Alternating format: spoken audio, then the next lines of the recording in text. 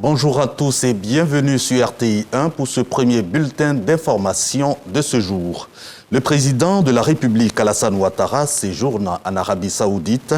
Le chef de l'État a pris part hier vendredi au premier sommet arabo-Afrique, sommet initié par le Royaume saoudien pour intensifier les relations et accroître les opportunités d'investissement entre l'Arabie Saoudite et les pays africains. Awa Touré. Le Royaume d'Arabie Saoudite et les États africains décidés à unir leurs destins. D'où le sens de ce premier sommet Arabie Saoudite-Afrique ouvert ce vendredi à Riyad.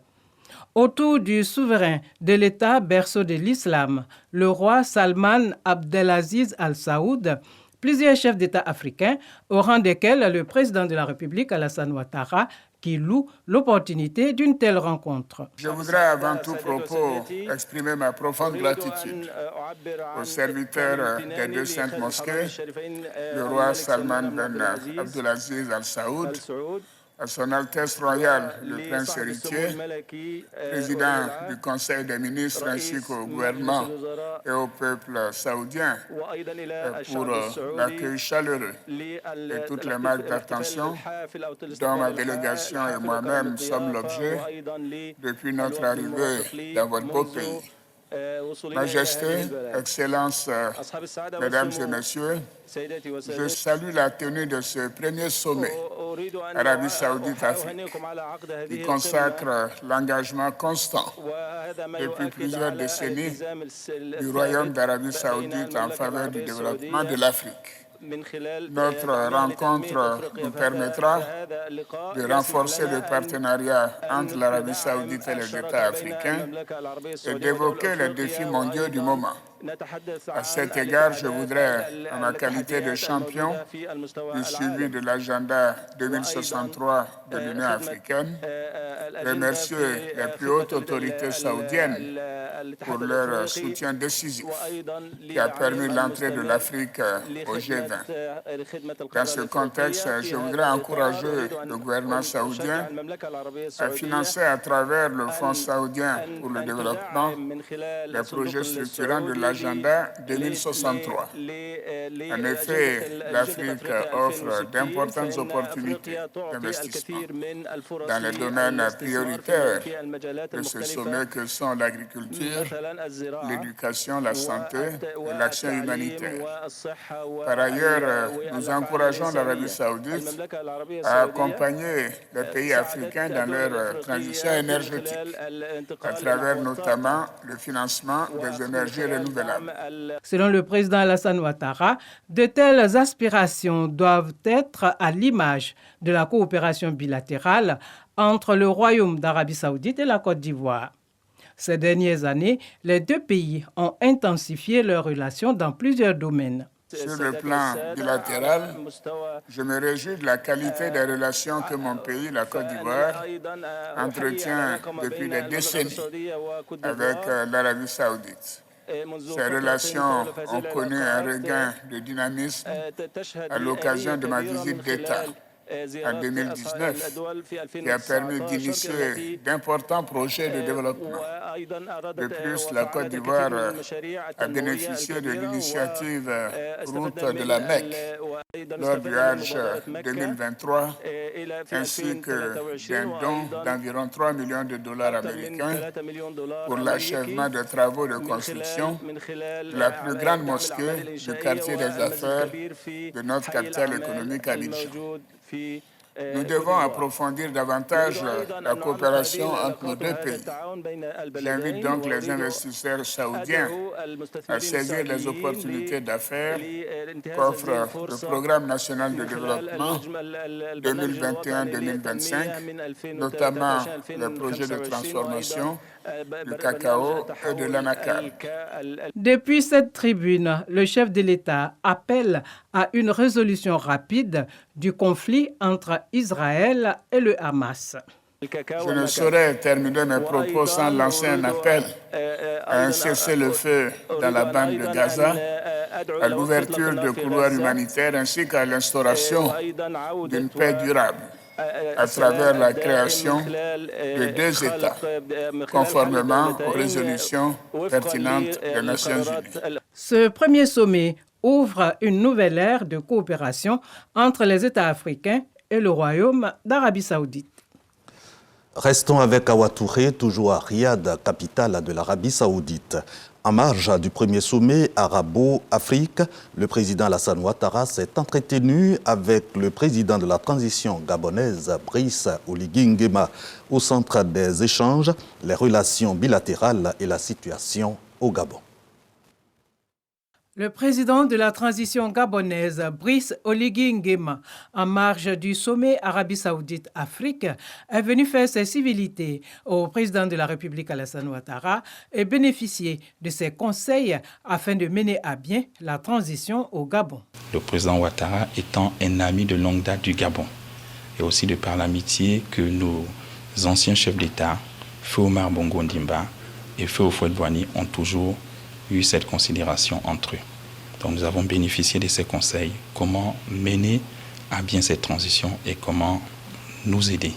Nous comptons également sur le soutien du président Ouattara, qui est un grand frère et qui est un ami du Gabon de longue date, afin qu'il puisse peser également de son poids, notamment sur la scène internationale, pour que le Gabon soit apaisé des sanctions. Le Gabon est entré dans une phase de transition suite au scrutin présidentiel du 30 août 2023.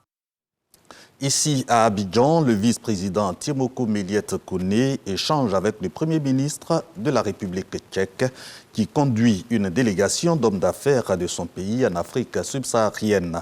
Le renforcement de la coopération et des investissements tchèques en Côte d'Ivoire sont entre autres questions abordées à cette audience. De la présidence, le Premier ministre tchèque a rencontré son homologue ivoirien Robert Begré-Mambé. Au chef du gouvernement, le Premier ministre tchèque a dit l'engagement de son pays à partager avec la Côte d'Ivoire son expertise en matière de santé, d'agriculture, d'énergie, de transport, de sécurité et de défense. À présent, Business Forum pour achever la visite de travail du Premier ministre tchèque en Côte d'Ivoire. Les hommes d'affaires de son pays ont rencontré ceux de Côte d'Ivoire et ont échangé avec ces derniers sur les opportunités d'affaires. Le tout pour augmenter le volume des échanges entre la Côte d'Ivoire et la République tchèque. Dangui Dangui. Dans bien des domaines, notamment dans l'agriculture, l'industrie, la recherche scientifique et la santé, la volonté croisée des autorités ivoiriennes et tchèques de travailler ensemble pour augmenter le volume des échanges économiques entre les deux pays s'est matérialisée. En présence des membres du gouvernement des deux pays, la Chambre de commerce et d'industrie de Côte d'Ivoire et la Confédération d'industrie tchèque ont signé un protocole d'accord. Le secteur privé est placé au cœur de la création de la richesse nationale. La question de la souveraineté alimentaire est devenue un véritable enjeu pour lequel des partenariats privés-privés entre entreprises ivoiriennes et tchèques, soutenus par les deux gouvernements, sont plus que souhaités. C'était à l'ouverture du Business Forum ivoiro-tchèque où, représentant le Premier ministre ivoirien, Kobena Kwasi Adjoumani a présenté le potentiel de son pays à la douzaine d'hommes et de femmes d'affaires tchèques présents. La Côte d'Ivoire est une terre d'opportunités, un pays d'avenir, un havre de paix. Et le secteur privé tchèque est donc invité à investir massivement en Côte d'Ivoire en saisissant l'ensemble des opportunités qui s'offrent à lui dans le cadre de partenariats prospères et de long terme. Des présentations plus détaillées des opportunités d'affaires entre la Côte d'Ivoire et des rencontres B2B entre entreprises tchèques et ivoiriennes ont été les grandes articulations de ce Business Forum ivoiro-tchèque organisé en marge de la visite officielle du Premier ministre de la République tchèque en Côte d'Ivoire. Changeons de sujet en direction de Yamoussoukro. Le corps diplomatique a un nouveau statut. Le projet de loi qui l'institue vient d'être voté par les sénateurs. Un vote à l'issue des travaux en commission avec le ministre des Affaires étrangères, porteur du dit projet de loi. La jeunesse ivoirienne, elle, est exhortée à s'investir dans l'artisanat, facteur d'inclusion et de développement. Les jeunes sont sensibilisés par le ministre de la Promotion de la Jeunesse, Mamadou Touré, et la ministre congolaise de l'artisanat. C'est au MIVA, le marché ivoirien de l'artisanat. Dans le cadre de la valorisation du secteur de l'artisanat en Côte d'Ivoire, se tient à Abidjan la 5e édition du marché ivoirien de l'artisanat, le MIVA. Un moment mis à profit par de nombreux exposants pour faire montre de leur savoir-faire. Et parmi eux figurent de nombreux diplômés. C'est dans cet univers que se bousculent des entrepreneurs, mais aussi des passionnés des métiers de l'artisanat. Diplômé d'un master en économie. En vrai, ce qui m'a dirigé vers l'artisanat, c'est ma passion. Voilà, c'est la passion pour d'abord le stylisme. Et moi, j'ai décidé de me démarquer un peu en utilisant le lin. Le lin qui est ma matière première sur lequel j'ai décidé d'ajouter de la broderie. Ce que j'ai appris à l'école aujourd'hui me sert tant bien que mal dans mon activité actuelle. Alors, j'ai un Master 2 en marketing et intelligence des affaires. J'ai découvert au fur et à mesure cette passion-là pour l'art africain. Et au fur et à mesure du travail, j'ai incorporé des écritures africaines que j'ai découvertes. Oui, je suis agent de voyage de formation et après ça, je me suis rendu compte que j'avais l'amour de l'entrepreneuriat. Je voudrais vraiment encourager un jeune qui est à la maison, qui est découragé. Il y a quelque chose qui est en toi que tu peux réveiller et ça peut devenir une entreprise. Comme pour renforcer la vision du chef de l'État, l'édition 2023 du MIVA fait la part belle à la jeunesse, d'où de nombreux panels pour réfléchir à la question de l'inclusion et du développement social. Ici, par exemple, c'est le ministre Mamadou Touré et Jacqueline Lydia Mikolo, ministre des Petites et Moyennes Entreprises et de l'Artisanat du Congo, qui prennent la parole. Les deux personnalités ont choisi de mettre en avant les politiques de valorisation et la formalisation du secteur de l'artisanat et la promotion de l'entrepreneuriat chez les jeunes. Ce panel nous a permis, avec ma collègue du Congo, d'explorer toutes les possibilités, les niches d'opportunités dans le domaine de l'artisanat. Vous savez, en Côte d'Ivoire, nous avons près de 245 corps de métiers. Et ce que nous disons, c'est que ce secteur constitue donc une opportunité donc de reconversion, de formation, d'insertion pour des jeunes. Au niveau de mon ministère, avec le programme PGDEC et autres initiatives de mon ministère, en 2 ans, c'est plus de 18 000 jeunes qui ont bénéficié de programmes donc, de formation avec la Chambre des métiers ou d'autres structures dans le domaine de l'artisanat. En cette année de la jeunesse, avec le programme Jeunes du gouvernement qui court sur la période 2023-2025, avec pour objectif donc d'insérer 1 500 000 jeunes, ce secteur constitue pour nous une opportunité. Une activité marquée par la signature d'un protocole d'accord entre l'agence Emploi Jeunes et la Chambre des métiers de Côte d'Ivoire. L'activité de ce jour s'est achevée par une visite de stand tenue par des jeunes ayant bénéficié de l'appui de l'État de Côte d'Ivoire.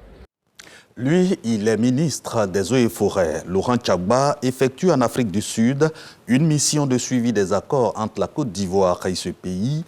Accord pour aider notre pays à développer sa faune et sa flore. Le ministre des Eaux et Forêts a eu plusieurs rencontres. Plus de détails avec nos envoyés spéciaux en Afrique du Sud, Ngata Kwame et Khalil Diomandé. La Côte d'Ivoire, désireuse d'adhérer à la Convention des Nations Unies sur l'eau et au Conseil mondial de l'eau. Des sujets au cœur de cette rencontre entre le ministre ivoirien des Eaux et Forêts, son homologue namibien de l'Agriculture et de l'eau et le secrétaire exécutif de l'AMCAO, le Conseil des ministres africains de l'eau. La Namibie, premier pays d'Afrique australe adhérant à la Convention des Nations Unies sur l'eau, s'engage à soutenir la candidature de la Côte d'Ivoire. I wanted to congratulate the Honourable Minister for having taken the decision to join. Je voudrais féliciter la Côte d'Ivoire pour cette volonté de joindre l'organisation. Cela représente un signal fort de l'engagement de la République de Côte d'Ivoire. Je peux donc vous rassurer du soutien indéfectible donc de la Namibie. Autre sujet évoqué par Laurent Tchagba, la volonté de son pays de participer au 10e Forum mondial de l'eau prévu en 2024. L'AMCAO, membre du comité d'organisation, rassure d'accorder une place de choix à la Côte d'Ivoire. Côte d'Ivoire, as Honourable Minister has highlighted, is Je dois admettre que la Côte d'Ivoire, pilier de l'Afrique de l'Ouest, va jouer un rôle important dans l'articulation de la position ouest-africaine. Et nous, à notre niveau, nous prendrons toutes les dispositions nécessaires pour une participation active et prééminente de la Côte d'Ivoire à ce 10e forum mondial.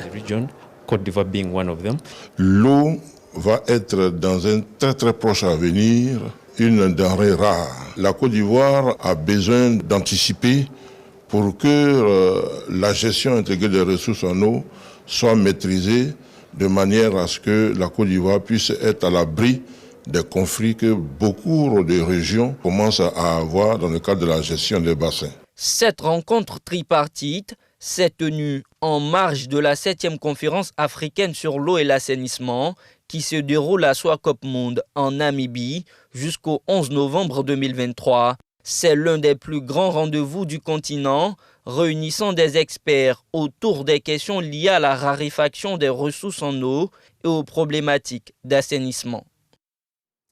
Dans l'actualité internationale, la guerre Israël-Hamas, les hôpitaux de Gaza cernés par les bombardements israéliens. Sur le continent, à Madagascar, plusieurs centaines de personnes se sont réunies à l'Assemblée nationale en soutien à la proposition de la présidente de l'institution de suspendre le processus électoral. Fin de ce journal, l'info revient à 10h. Moi, je vous retrouve demain à 6h30. Très bonne journée sur RTI 1.